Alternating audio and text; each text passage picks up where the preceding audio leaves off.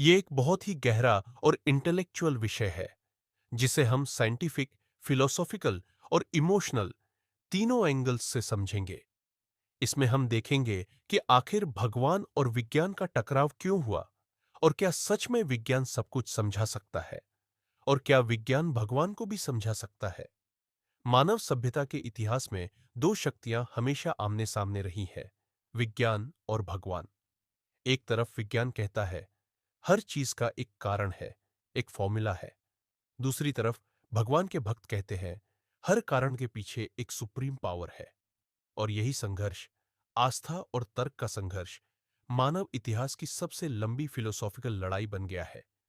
हजारों साल पहले जब इंसान गुफाओं में रहता था, तब वह हर रहस्यमय चीज से डरता था। बिजली गिरना, तूफान आना, बारिश, भूकंप, दिन और रात का बदलना, ये सब उसके लिए किसी अदृश्य शक्ति का खेल था।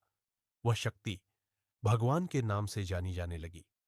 इंसान ने मान लिया कि कोई ऐसी ताकत है जो प्रकृति को नियंत्रित करती है।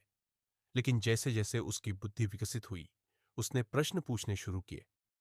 ये बिजली क्यों गिरती है? सूरज कहां से आता है? चांद का आकार बदलता क्यों है? और यहीं से विज्ञान का जन्म हुआ।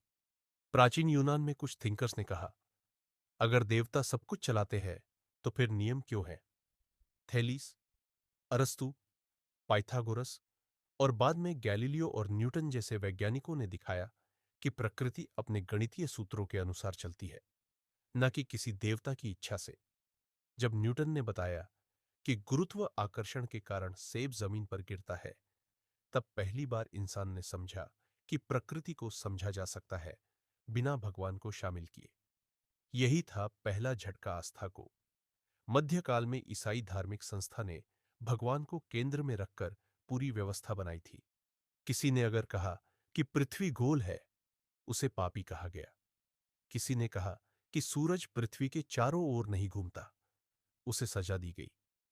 गैलीलियो ने टेलीस्कोप से जब ये देखा कि धरती घूमती है, तो ईसाई धर्म संस्था ने उसे जेल में डाल दिया।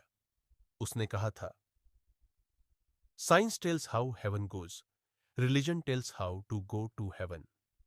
यह वाक्य इतिहास में अमर हो गया, क्योंकि यहीं से मानवता ने जाना कि विज्ञान और धर्म दोनों का क्षेत्र अलग है। समय बीतता गया और विज्ञान ने वह सब उजागर करना शुरू किया जो कभी चमत्कार कहलाता था। बिजली अब रहस्य नहीं रही, यह इलेक्ट्रॉन्स का प्रवाह है। बारिश अब देवता की कृपा नहीं, बल्कि वाटर साइकिल है। जन्म अब ईश्वर की देन नहीं, बल्कि बायोलॉजिकल रिप्रोडक्शन है। बीमारी अब पाप का फल नहीं, बल्कि जर्म्स और वायरसेस की वजह से होती है। विज्ञान ने हमें माइक्रोस्कोप और टेलीस्कोप दिए, जिनसे हम उस दुनिया को देखने लगे जिसे भगवान के नाम पर छिपा दिया गया था। लेकिन विज्ञान जितना बढ़ा, सवाल भी उतने बड़े। अगर सब कुछ समझाया जा सकता है, तो फिर भगवान की क्या जरूरत है? विज्ञान ने सृष्टि की उत्पत्ति के लिए बिग बैंग थ्योरी दी। इस थ्योरी के अनुसार लगभग 13.8 अरब साल पहले एक अत्यंत छोटा बिंदु विस्फोटित हुआ और ब्रह्मांड फैलने लगा। धीरे धीरे आकाशगंगाएं बनी, तारे बने, ग्रह बने और अंततः जीवन पनपने।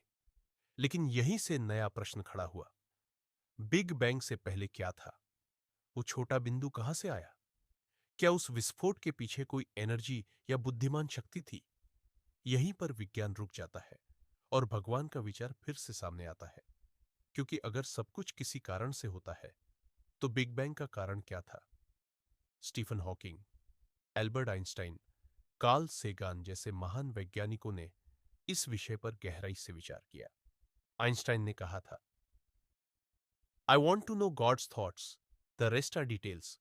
लेकिन फिर भी वह किसी धार्मिक भगवान में विश्वास नहीं करते थे।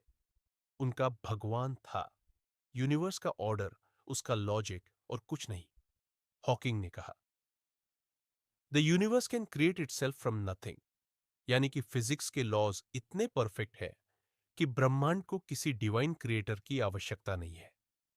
लेकिन सवाल यह भी उठता है, इन लॉस को बनाया किसने?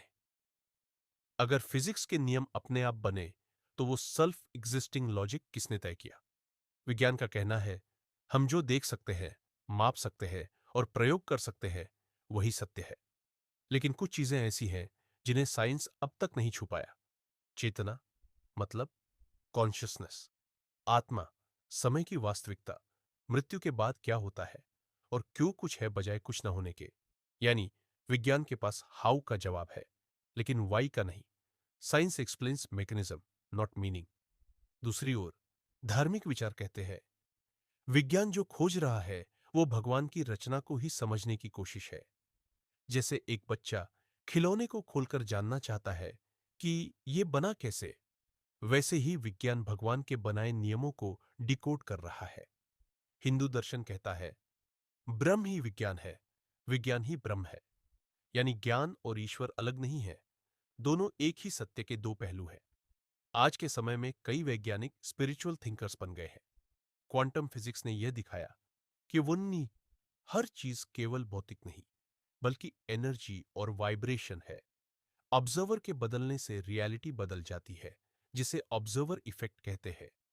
इससे यह प्रश्न फिर उठता है, क्या यूनिवर्स सच में ऑब्जेक्टिव है या हम सबकी चेतना मिलकर उसे बना रही है? अगर ऐसा है तो भगवान कोई व्यक्ति नहीं, बल्कि यूनिवर्सल कॉन्सियसनेस है। आज विज्ञान ने बहुत कुछ हासिल कर लिया। Space travel, artificial intelligence, DNA decoding, black hole की समझ। लेकिन अभी भी अल्टीमेट क्वेश्चन वही है, why are we here? What is the purpose of existence? इन प्रश्नों का उत्तर न विज्ञान दे सकता है, न धर्म, क्योंकि दोनों ही इनकम्प्लीट है। विज्ञान हमें नॉलेज देता है, धर्म हमें मीनिंग देता है। जब दोनों मिलते हैं तभी ज्ञान जन्म लेता है। अगर हम गहराई से सोचें तो विज्ञान और भगवान कभी दुश्मन थे ही नहीं। दोनों एक ही सत्य को दो दृष्टियों से देख रहे हैं। विज्ञान कैसे पूछता है, भगवान क्यों पूछता है। Science explores the outer universe, God explores the inner universe. जब इंसान बाहरी और भीतरी दोनों ब्रह्मांड को समझ लेगा, तभी वह पूर्ण ज्ञान की अवस्था में पहुंचेगा। तब शायद उसे एहसास होगा कि पम विज्ञान ही भगवान है और भगवान ही विज्ञान।